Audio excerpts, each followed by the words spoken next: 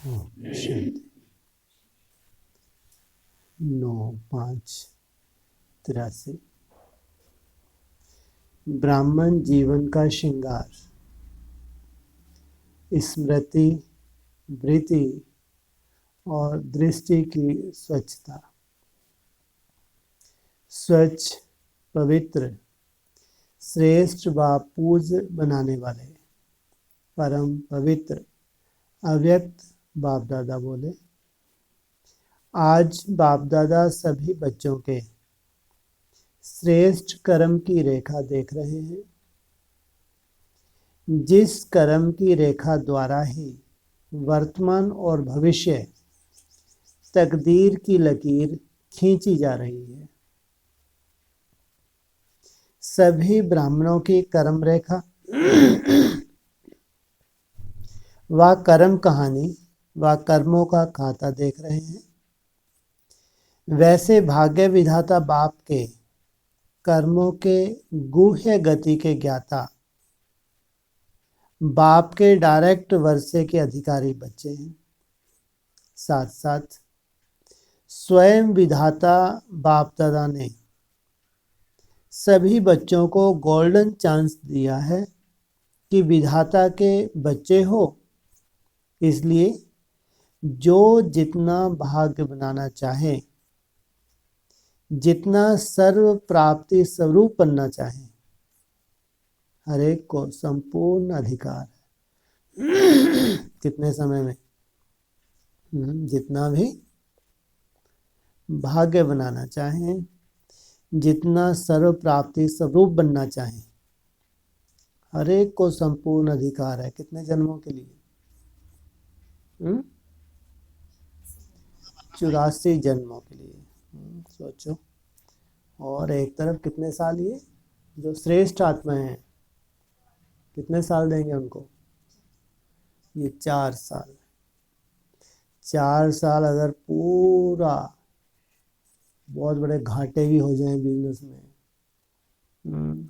बहुत बड़ा कोई नुकसान भी हो जाए लौकिक में, संबंधों को नाराज भी करना पड़े संबंधियों को, और जो भी बंधन है सब बंधनों को तोड़ के भगवान की याद में एक टक लग जाए, अपने को झोंक दे। सोचो, यह प्राप्ति भविष्य की है या वर्तमान में जो आनंद, जो खुशी या प्रैक्टिकल जो ब्राह्मणों को देगा, भविष्य के लिए या वर्तमान? ये वर्तमान ही है, भविष्य नहीं। अगर 4 साल कोई बाजी लगा दे तो बहुत बड़ी ब्राह्मणों की दुनिया में सेवा करने में। और फिर बाबा क्या कहते हैं? किसी भी रूप से, किसी भी तरह की कोई कमी हो सकती है, ऐसी श्रेष्ठ ब्राह्मण आत्माओं को किसी भी तरह की कोई कमी हो सकती है। सब तरफ से भरपूर। तो कितनी बड़ी लॉटरी है, और प्रैक्टिकल लॉटरी है। ऐसा नहीं अगर किसने बाजी लगा दी तो बेचारा सब तरफ से गया। जैसे पहले ऐसे हुआ था। कब हुआ था पहले? कहीं के नहीं रहे थे 76 में। क्या हुआ था? बहुतों ने बाजी लगा दी कि 76 में विनाश होने वाला है। भगवान के महावाक्य हैं। तो क्या करो? पूरी प्रॉपर्टी अपनी स्वाहा पूरी तरह समर्पण करते, ढेर के ढेर, कि विनाश सामने खड़ा है। हुआ विनाश? हैं जी? चलो वो तो बाद की बातें हैं। कुछ हुआ? कुछ नहीं हुआ। तो बाद में क्या माथा ठोका? नहीं ठोका सबने। ये क्या कर लिया? सोचा क्या था? मुझे तो बहुत बड़ी आफत हो गई, कोई विनाश नहीं हुआ। तो ऐसा कोई विनाश होगा? अभी जो 4 साल की बात कर रहे हैं, तो ऐसा कोई स्थूल विनाश होगा? दुनिया नरक बनती जाएगी, ये अभी भी दिख रही है, भयंकर नरक बनेगी। अगर जीवन भी होंगे तो वो नरक में होंगे। अगर जिएंगे, कोई भी ऐसा बहुत बड़ी कोई तोप हो, बिना दवाइयों के और दवाइयों के साथ साथ बिना दर्दों के जी के दिखा दे, तब कहेंगे ये है जीवन। एक तरफ ब्राह्मणों का जीवन कैसा होगा, घोर नरक में। अगर 4 साल की कोई बाजी लगा दे, पहले भले 76 में धोखा हो गया, क्यों हो गया धोखा, क्योंकि ज्ञान स्पष्ट नहीं था, भावना के आधार से डिसीजन ले लिए। भावना में बहेंगे तो फिर भक्ति मार्ग तो मुर्दाबाद ही होता है। अभी तो ब्राह्मणों को बहुत समझ आ गई है, अनुभवी बन गए नहीं, 76 का नज़ारा देख लिया, फिर 50 वर्ष संगम युग के निकल गए, 60 वर्ष भी निकल गए, तो समय भी दिख रहा है, ब्राह्मणों की दशाएं भी दिख रही हैं। और अब प्रैक्टिकल जो भगवान को कर दिखाना है, भगवान जिस लक्ष्य से आया हुआ है वो रूपरेखा भी गुप्त रहेगी ब्राह्मणों से। जगह 4 साल कितना भी बड़ा कोई नुकसान हो जाए और जन्म जन्मांतर की प्राप्ति यहीं पे महसूस करेंगे। जन्म जन्मांतर की सोचो, केवल 21 जन्म की नहीं, इतनी बड़ी प्राप्ति है। इसलिए बाबा ने कहा जितना भाग्य बनाना चाहें, जितना सर्व प्राप्ति स्वरूप बनना चाहें, हर एक को संपूर्ण अधिकार है। कितने ब्राह्मण हैं, हर एक,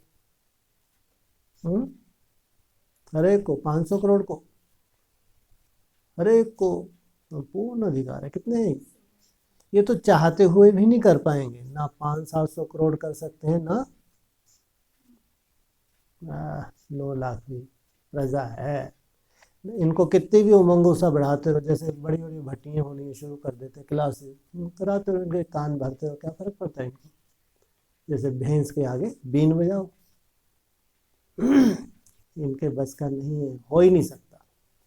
थोड़ी देर के लिए इनको कनरस मिलेगा, फिर महसूस करेंगे वैसे के वैसे, हो ना सके। तो ये बाजी भी लगाने वाले कितने होंगे, ज़्यादा से ज़्यादा 16,000 से ज़्यादा तो हो ना सके।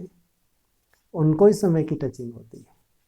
हाँ, उनमें से तो कोई ऐसे भी हैं ना भी करना चाहें, अव्यक्त वाणी में आया, तुम अगर मेरे से दूर जाना चाहो तो मैं स्थिति परिस्थिति ऐसी बना दूंगा, तुमको मेरे पास आना ही पड़ेगा। और जस्ट इसके विपरीत, तुम कितना भी मेरे पास आने की कोशिश करो, क्या करूंगा, क्या हो जाएगा ड्रामा, दूर जाना ही पड़े। सोचो, वंडरफुल ड्रामा नहीं है। तो वो आत्माएं जो पुण्य कर्मधारी कहो, ब्राह्मण बनने के बाद पुण्य कर्म किए हैं, पाप कर्म नहीं हुए हैं, वो अगर बाजी लगाएं, उनके लिए तो कह सकते हैं, बाकी तो सबके लिए तो है भी नहीं। तो अधिकार देने में नंबर नहीं, फ्रीडम है, अर्थात संपूर्ण स्वतंत्रता है, और साथ साथ ड्रामा अनुसार वरदानी समय का भी सहयोग है। समय भी कैसा है, अभी समय भी वरदानी है। कम समय में अधिक प्राप्ति, और वो भी प्रैक्टिकल, तो इसको कहेंगे जैसे कि वरदान। फिर भी इतना गोल्डन चांस मिलते, बेहद की प्राप्ति को भी नंबर वार हद में ले देते, हद में ला देते हैं। बाप भी बेहद का, वर्षा भी बेहद का, अधिकार भी बेहद का, लेकिन लेने वाले नंबर वार बन जाते हैं। ऐसा क्यों? इसके संक्षेप में 2 कारण हैं। एक, बुद्धि में स्वच्छता नहीं, क्लियर नहीं, बुद्धि में क्या है, कचरा है। दूसरा, हर कदम में सावधान नहीं, अर्थात केयरफुल नहीं। एक तो बुद्धि क्लियर नहीं है, दूसरा केयरफुल नहीं है, सावधान नहीं है। इन 2 कारणों से नंबरवार बन जाते हैं। मुख्य बात स्वच्छता की है। इसको ही पवित्रता व पहले विकार पर जीत कहा जाता है। जब ब्राह्मण जीवन अपनाई तो ब्राह्मण जीवन का मुख्य आधार कहो, नवीनता कहो, अलौकिकता कहो, जीवन का श्रृंगार कहो, वह है ही श्रृंगार पवित्रता। ब्राह्मण जीवन की चैलेंज ही है काम जीत। यही असंभव से संभव कर दिखाने की श्रेष्ठ ज्ञान और श्रेष्ठ ज्ञान दाता की निशानी है। श्रेष्ठ ज्ञान और श्रेष्ठ ज्ञान दाता की निशानी है। कौन सी क्वालिटी आ गई? क्या? स्वच्छता अर्थात पवित्रता। ऐसे नामधारी ब्राह्मणों की निशानी चोटी और जनेऊ है, वैसे सच्चे ब्राह्मणों की निशानी पवित्रता और मर्यादाएं हैं। सच्चे ब्राह्मण जन्म की व जीवन की निशानी वह तो सदा कायम रखनी होती है ना। पवित्रता की पहली आधारभूत पॉइंट है स्मृति की पवित्रता। मैं सिर्फ आत्मा नहीं, लेकिन मैं शुद्ध पवित्र आत्मा हूं। आत्मा शब्द तो सभी कहते हैं, लेकिन ब्राह्मण आत्मा सदा यही कहेंगे कि मैं शुद्ध पवित्र आत्मा हूं, श्रेष्ठ आत्मा हूं, पूज्य आत्मा हूं, विशेष आत्मा हूं। यह स्मृति की ही पवित्रता आधार मूर्त है। तो पहला आधार मजबूत किया है। यह ऑक्यूपेशन सदा स्मृति में रहता है। जैसे ऑक्यूपेशन वैसा कर्म स्वतः होता है। पहले स्मृति की स्वच्छता चाहिए, उसके बाद वृत्ति और दृष्टि। पहले स्मृति, फिर वृत्ति और दृष्टि। जब स्मृति में पवित्रता आ गई कि मैं पूज्य आत्मा हूं, तो पूज्य आत्मा का विशेष गायन क्या है? संपूर्ण निर्विकारी, सर्वगुण संपन्न, 16 कला संपूर्ण। यही पूज्य आत्मा की क्वालिफिकेशन है। वह स्वतः ही स्वयं को और सर्व को किस दृष्टि से देखेंगे? चाहे अलौकिक परिवार में, चाहे लौकिक परिवार का हो, व लौकिक स्मृति में रहने वाली आत्माएं कहो, सभी के प्रति परम पूज्य आत्माएं हैं। वह पूज्य बनाना है, यह दृष्टि में रहे। पूज्य आत्माओं अर्थात अलौकिक परिवार की आत्माओं के प्रति अगर कोई भी अपवित्र दृष्टि जाती है, तो यह स्मृति का फाउंडेशन कमजोर है और यह महा महा महापाप है। बाप रे बाप, कितनी बार लगा दिया? 3 बार। किसी भी पूज्य आत्मा प्रति अपवित्रता अर्थात दैहिक दृष्टि जाती है कि यह सेवाधारी बहुत अच्छे हैं, यह शिक्षक बहुत अच्छी है, लेकिन अच्छाई क्या है? अच्छाई है ऊंची स्मृति और ऊंची दृष्टि की। अगर वह ऊंचाई नहीं तो अच्छाई कौन सी है? यह भी सुनहरी मृग माया का रूप है। सर्विस नहीं है, सहयोग नहीं है, लेकिन स्वयं को और सर्व को वियोगी बनाने का आधार है। यह बार बार अटेंशन रखो। बाप द्वारा निमित्त बने हुए शिक्षक व सेवा के सहयोगी बनी हुई आत्माएं, चाहे बहन हो या भाई हो, लेकिन सेवाधारी आत्माओं के सेवा के मुख्य लक्षण त्याग और तपस्या है।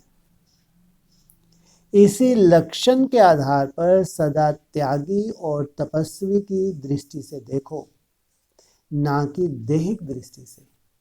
क्या दृष्टि हो उनके प्रति? देहिक दृष्टि ना हो, कौन सी दृष्टि हो? उनमें जो त्याग और तपस्या के कारण जो निमित्त बने हैं वो दृष्टि हो। श्रेष्ठ परिवार है तो सदा श्रेष्ठ दृष्टि रखो, क्योंकि यह महापाप कभी प्राप्ति स्वरूप का अनुभव करा नहीं सकता।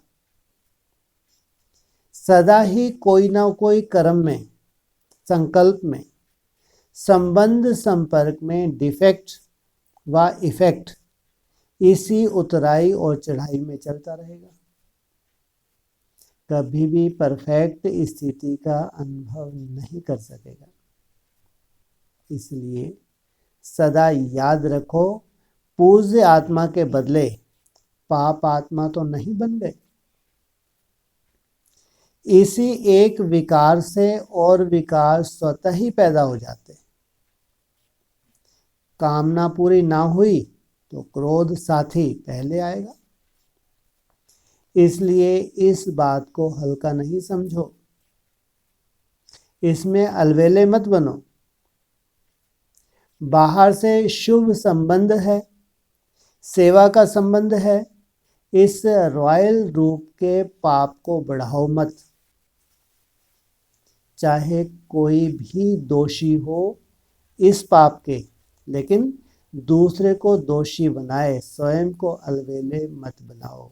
इसका मतलब अगर दैहिक दृष्टि होती है तो खंडित समझो।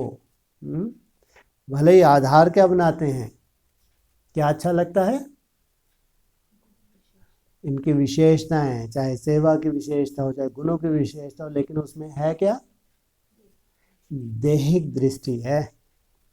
तो मैं दोषी हूं, जब तक यह सावधानी नहीं रखेंगे तब तक महापाप से मुक्त नहीं हो सकेंगे। किसी भी प्रकार का मनसा, संकल्प का व बोल का व संपर्क का विशेष झुकाव होना, यह लगाव की निशानी है। भले किसी में कोई विशेषता भी हो, अगर उसकी तरफ झुकाव है, कारण लगाव की निशानी बताई, और कुछ नहीं करते, सिर्फ बात करते हैं। यह बातों का झुकाव भी लगाव की परसेंटेज है। चाहे सेवा के सहयोग की तरफ भी विशेष झुकाव है, यह भी लगाव है। आधार क्या बनाया हुआ है? चाहे सेवा को ही आधार क्यों ना बनाया हुआ हो, तो वो भी क्या बताया? विशेष लगाव है। और जब कोई भी इशारा मिलता है तो इशारे को इशारे से खत्म कर देना चाहिए। अगर जिद करते हो और सिद्ध करते हो, स्पष्टीकरण देने की कोशिश करते हो, इससे समझो स्पष्टीकरण अपने पाप की करते हो। ब्राह्मणों की दुनिया में संग दोष होता नहीं होता? लगाव झुकाव होता नहीं होता है? तो सभी सेवा के फील्ड में, लेकिन उसमें कैसे दोष आ जाता है, फिर उनको अगर बड़े इशारा भी देते हैं तो अपने स्पष्टीकरण देते हैं। उससे क्या हो जाता है? वो पाप के खाते में चले जाते हैं, वो संबंध भी पाप के खाते में चले जाते हैं। तो बात ही नहीं करते हो, पाप की लकीर और लंबी करते जाते हो। इसलिए जब हैं ही विश्व परिवर्तन के कार्य में, तो स्वयं परिवर्तन कर लेना यही समझदारी का काम है। अगर बड़ी बड़ी बातें, इतनी सूक्ष्म बातें नहीं भी समझ में आए तो लास्ट में क्या इशारा दिया? स्वयं परिवर्तन कर लेना यही समझदारी है। अगर कुछ नहीं है तो नहीं कर दो, नहीं कर दो ना। अर्थात स्वयं परिवर्तन कर बात का नाम निशान खत्म कर दो। यह क्यों, ऐसा क्यों, यह तो चलता ही है। यह वायुमंडल की अग्नि में तेल डालना है, आग को भड़काना है, बात को बढ़ाना है, इसलिए फुल स्टॉप लगाना चाहिए। है वा नहीं है कि बहस में नहीं जाओ, लेकिन संकल्प, बोल और संपर्क में परिवर्तन लाओ। यह है विधि इस पाप से बचने की। समझा? ब्राह्मण परिवार में यह संस्कार नाम निशान मात्र न रहे। ये सब दोष कहाँ आते हैं? ब्राह्मणों के संबंध संपर्क में, ब्राह्मण परिवार में।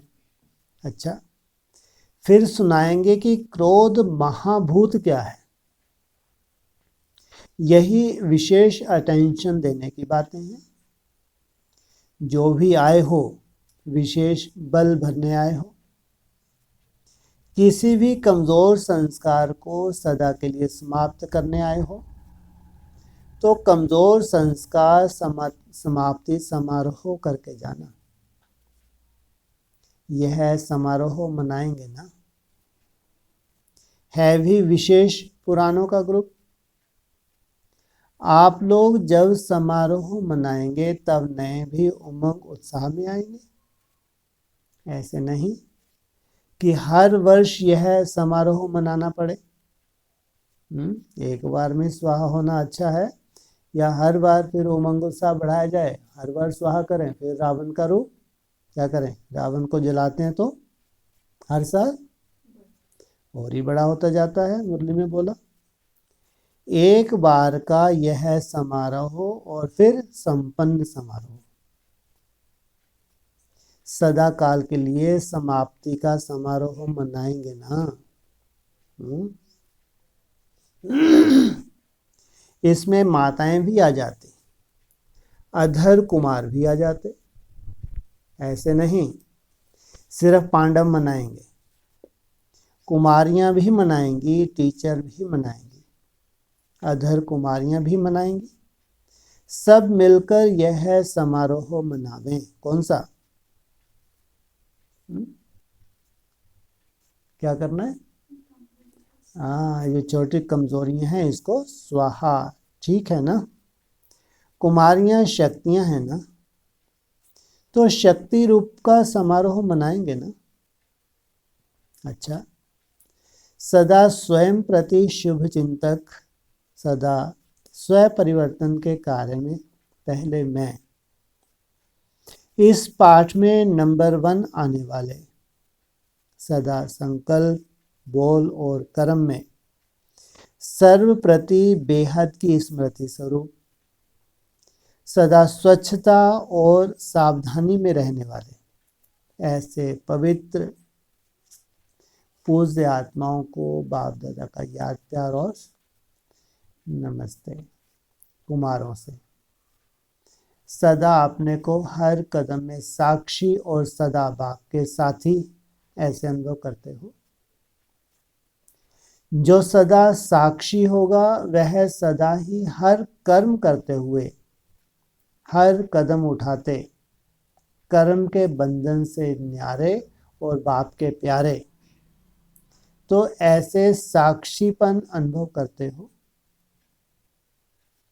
कोई भी कर्म इंद्रियां अपने बंधन में नहीं बांधे, इसको कहा जाता है साक्षी। ऐसे साक्षी हो। कोई भी कर्म अपने बंधन में बांधता है तो उसको साक्षी नहीं कहेंगे, फंसने वाला कहेंगे, न्यारा नहीं कहेंगे।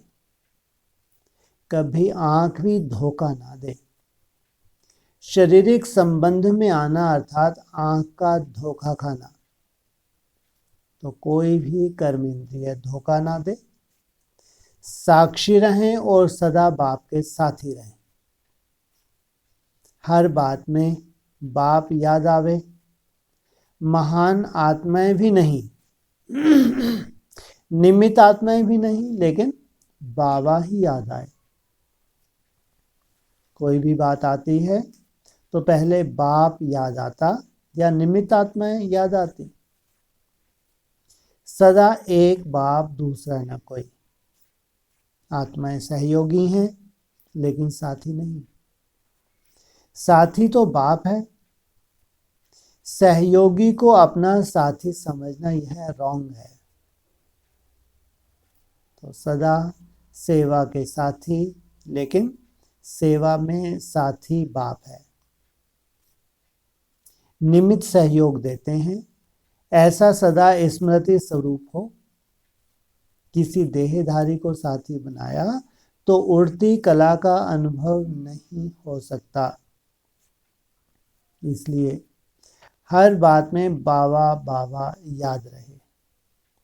कुमार डबल लाइट हैं, संस्कार स्वभाव का भी बोझ नहीं, व्यर्थ संकल्प का भी बोझ नहीं। इसको कहा जाता है हल्का।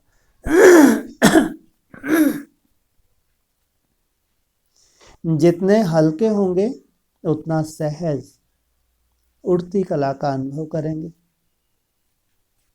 अगर जरा भी मेहनत करनी पड़ती है तो जरूर कोई बोझ है।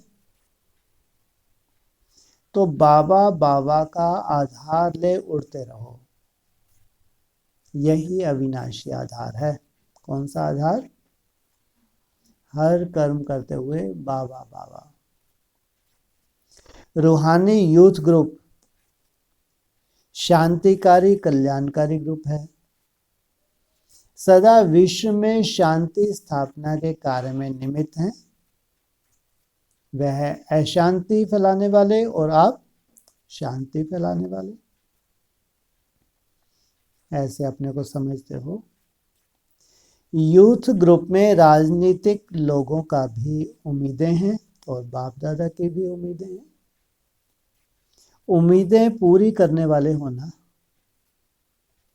बच्चे सदा बाप की उम्मीदें पूरी करने वाले होंगे तो सफलता के सितारे बन गवर्नमेंट तक यह आवाज बुलंद करना कि हम विजयी रत्न हैं।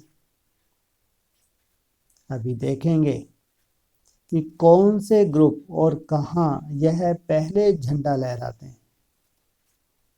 कभी भी अपनी शक्तियों को मिसयूज नहीं करना। सदा यह याद रखो कि हमारे ऊपर बहुत बड़ी जिम्मेवारी है। एक कमजोर तो एक के पीछे एक का संबंध है। हम जिम्मेवार हैं, यह स्मृति सदा रहे। जो कर्म आप करेंगे आपको देख सब करेंगे। इसलिए साधारण कर्म नहीं, सदा श्रेष्ठ कर्म करने वाले, सदा अचल रहने वाले सभी कुमार फर्स्ट नंबर में आने वाले होना। फर्स्ट नंबर एक होता है या इतने होते हैं? अच्छा, फर्स्ट डिवीजन में आने वाले हो। फर्स्ट आने वाले की विशेषता क्या होती है जानते हो? फर्स्ट में आने वाले सदा बाप समान होंगे। समानता ही समीपता लाती है। क्या मतलब? जितना समान बाप समान बनते जाएंगे उतना बाप के समीप होते जाएंगे। समीप अर्थात समान बनने वाले ही फर्स्ट डिवीजन में आ सकते हैं। तो बाप समान कब तक बनेंगे? विजय माला के नंबर आउट हो जाएंगे फिर क्या करेंगे? कोई डेट फिक्स की? डेट फिक्स कौन सी करनी है? डेट नहीं, लेकिन अब की घड़ी। क्या इसमें मुश्किल है? कुमारों को कौन सी मुश्किल है?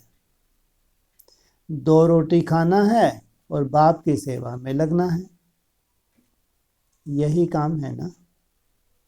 2 रोटी के लिए निमित्त मात्र कोई कार्य करते हो ना, करते हो लगाव से, तो यह नहीं करते हो ना। निमित्त कहने से नहीं होता, कुमार कहने से नहीं करते, स्वतंत्र हैं। तो सदा लक्ष्य रहे बाप समान बनना है। सबसे ज़्यादा स्वतंत्र कौन होते हैं? कुमार। तो सदा लक्ष्य रहे बाप समान बनना है। जैसे बाप लाइट है वैसे डबल लाइट। औरों को देखते हो तो कमज़ोर होते हो। सी फादर फॉलो फादर करना है, यही सदा याद रखो। स्वयं को सदा की छत्र छाया के अंदर रखो। स्वयं को सदा बाप की छत्र छाया के अंदर रखो। छत्र छाया में रहने वाले सदा माया जीत बन जाते हैं। अगर छत्र छाया के अंदर नहीं रहते, कभी अंदर कभी बाहर, तो हार होती है। छत्र छाया के अंदर रहने वाले को मेहनत नहीं करनी पड़ती। छत्र छाया कैसे? छत्र छाया में रहने वाले को मेहनत नहीं करनी पड़ती। छत्र छाया कैसे? संगठन का वायुमंडल। और किसी के पास संगठन का वायुमंडल ना हो, बाहर रहना पड़ रहा हो, मजबूरी, हाँ, याद ही छत्र छाया है, ये भी होता है। संगठन का तो अपना बल है ही। अगर संगठन का बल नहीं है किसी कारण से, तो फिर याद ही छत्र छाया है। स्वतः ही सर्व शक्तियों की किरणें उसे मायाजीत बनाती हैं। एक बाप सर्व संबंध से मेरा है, यही स्मृति समर्थ आत्मा बना देती है। कुमार, अब ऐसा जीवन का नक्शा तैयार करके दिखाओ जो सब कहें निर्विघ्न आत्मा है तो यहाँ है। सब विघ्न विनाशक बनो, हलचल में आने वाले नहीं, वायुमंडल को परिवर्तन करने वाले। किसका टाइटल है? विघ्न विनाशक गणेश। कहते हैं ना, विघ्न विनाशक मंगल कब होता है? शुरुआत होती है किसी भी चीज की तो क्या करते हैं? किसका पूजन करते हैं?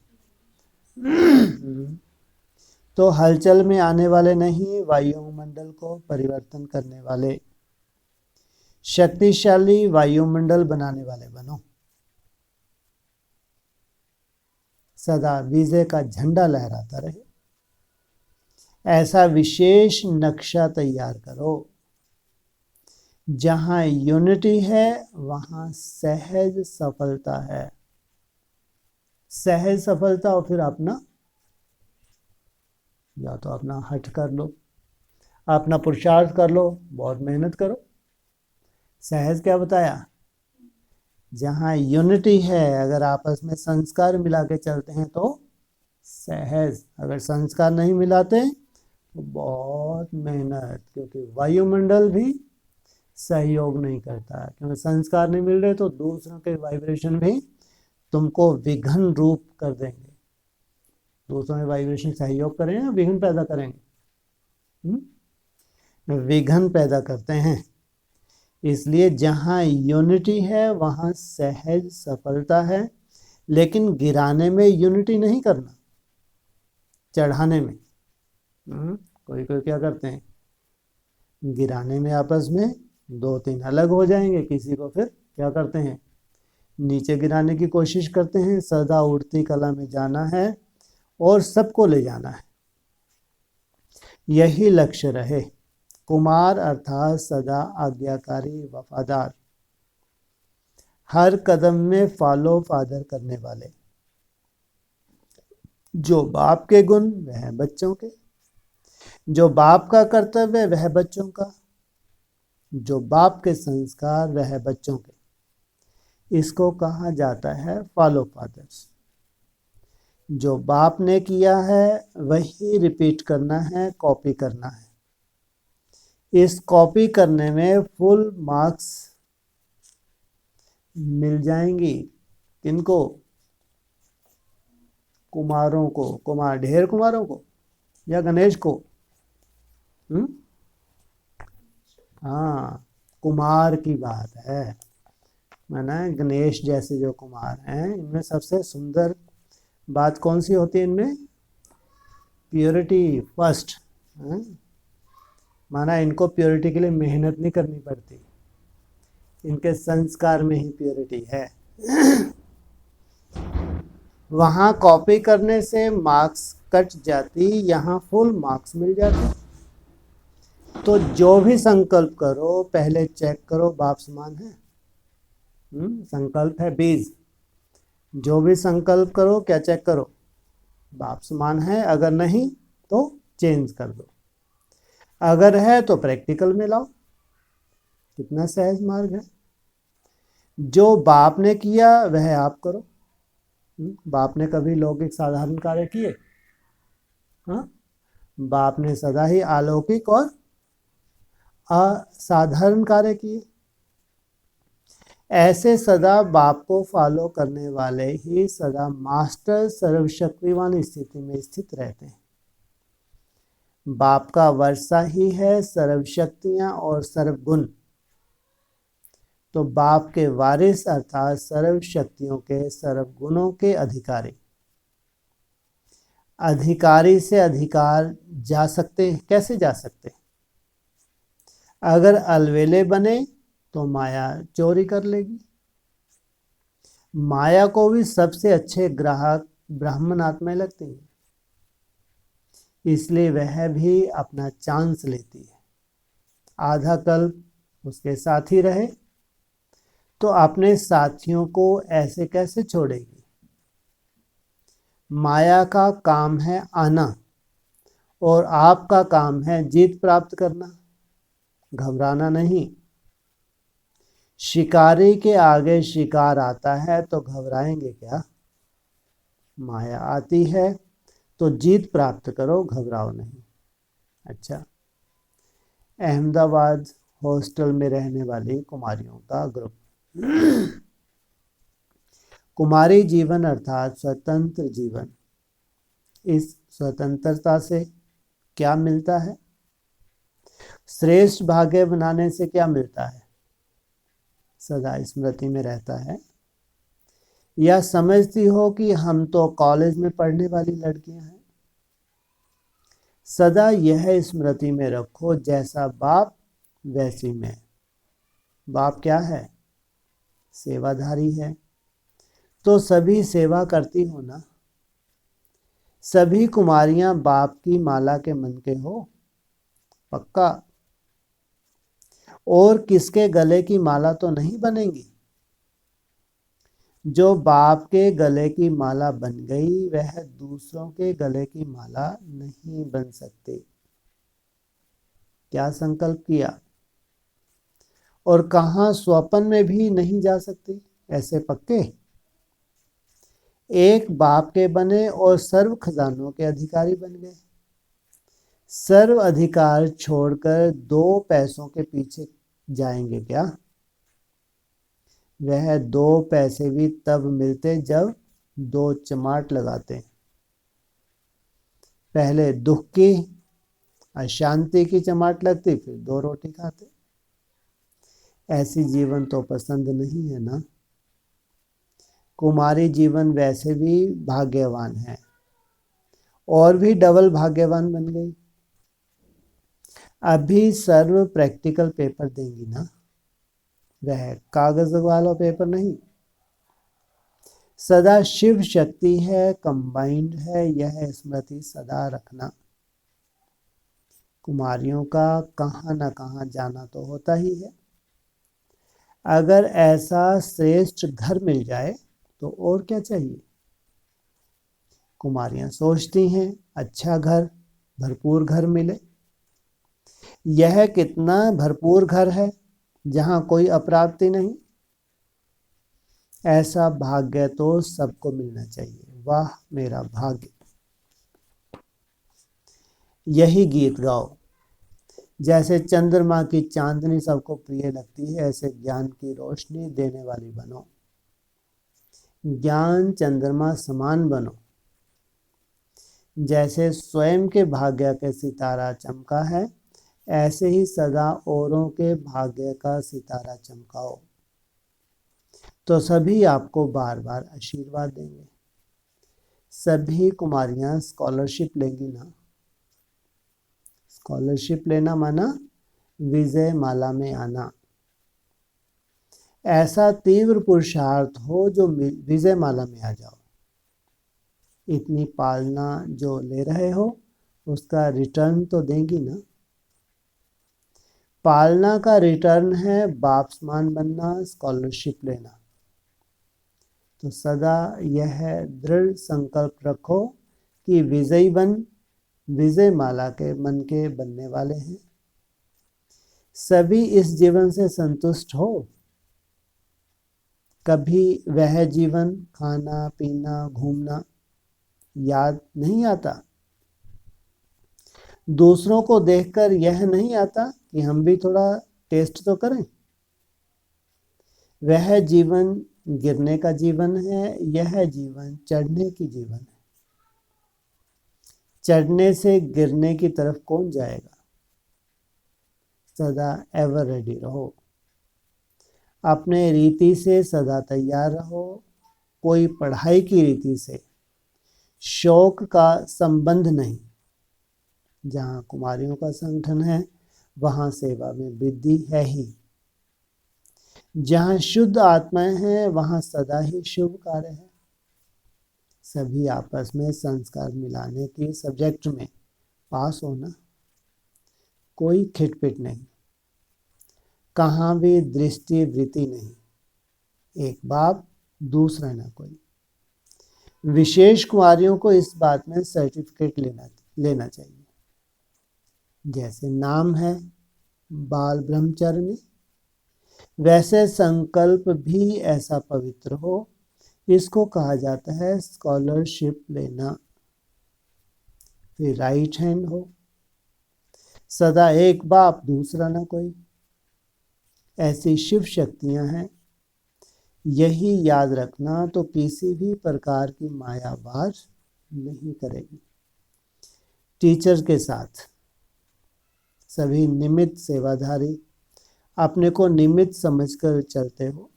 निमित्त समझने वाले सदा हल्के और सदा सफलता मूर्त होते हैं। जितना हल्के होंगे उतना सफलता जरूर होगी।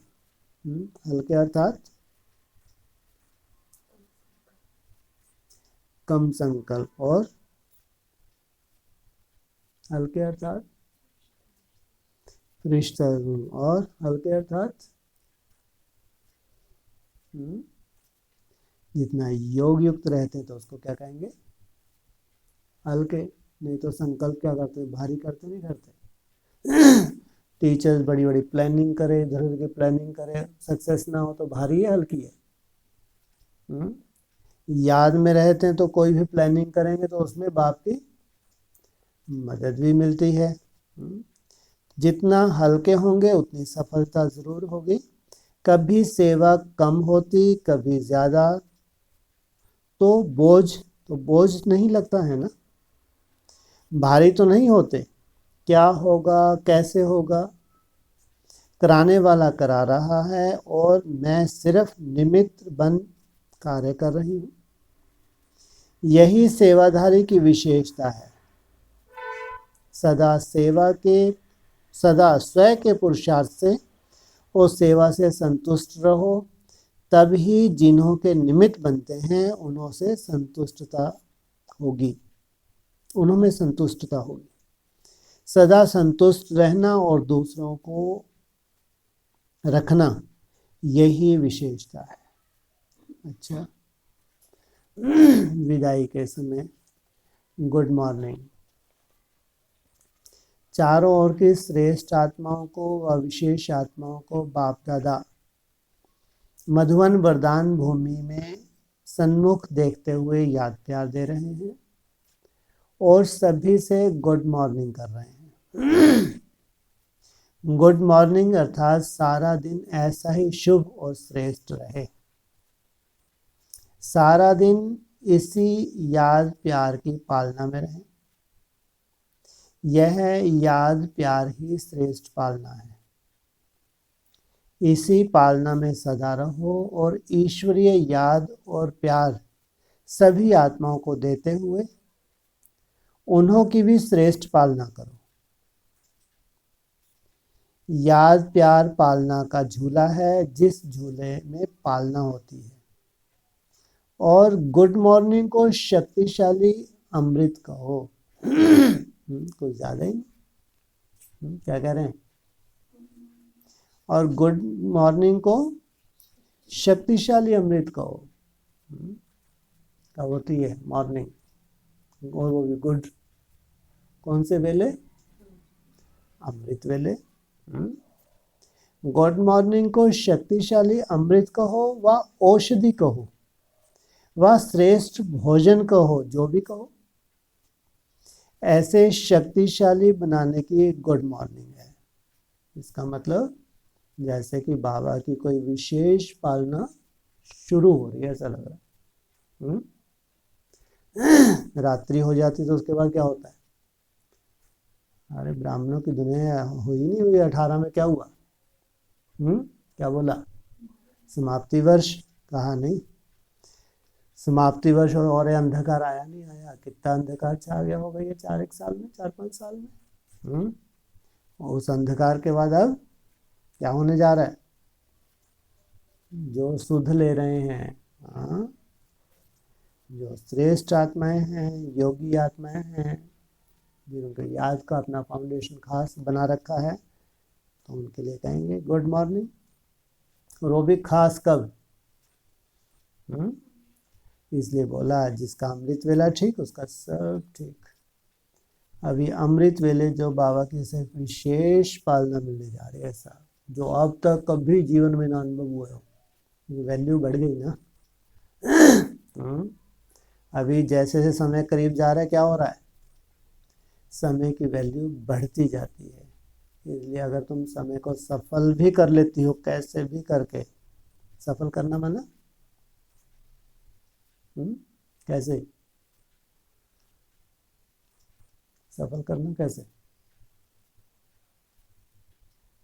उठ गए और उठ के फिर आलस का आएगा नहीं आएगा प्रकोप? आता है। व्यर्थ व्यर्थ तो खैर अलग बात है, वो तो चलता ही है। कैसे भी करके समय को सफल करें। जब से उठे तब से लेकर कब तक? 4:30 पौने 5 बजे तक, ये खास बच्चों के लिए।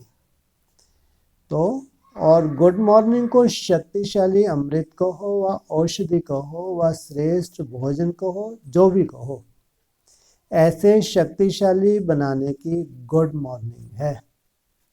और पालना की याद प्यार झूला है, इसी झूले में सदा रहें और इसी शक्ति में सदा रहें। ऐसे सदा इसी स्वरूप में रहने की सब बच्चों को गुड मॉर्निंग। फिर शुरू हो गई। कितने? मैंने 4-5 बार बोल दिए। आप लोगों ने पहली बार नहीं सुना है? पहली बार में नहीं सुनाई दिया गुड मॉर्निंग? देखा था सुनाई? फिर ये 3-4 बार क्यों रिपीट किया? ताकि ठप्पा लग जाए कि अभी वैसा नहीं होगा अमृत वेला जैसा अभी तक हुई। जैसा अभी तक हुआ वैसा होगा क्या? या अभी अच्छे से अच्छा होगा? क्योंकि मुख्य फाउंडेशन ही है अमृत वेला। अगर वो ही नहीं सुधरा तो सुधार होगा? हो नहीं सकता। इसलिए नाम ही है अमृत वेला, इसलिए बार बार इशारा दे रहे हैं। तो वैसे ही नहीं सोचे कि चलता आया, हम तो लगे तो हैं शुरू से, ऐसे माया आती लगे ही नहीं, बिल्कुल नहीं। आप ऐसा लग रहा है जैसे कि बाबा को विशेष पालना देनी, और वो भी जब तक अमृत वेला। अमृत वेला आप सफल हो रहा है तो समझो भयंकर बैटरी चार्ज होने वाली है। अमृत वेला। Good morning. ओम शांति।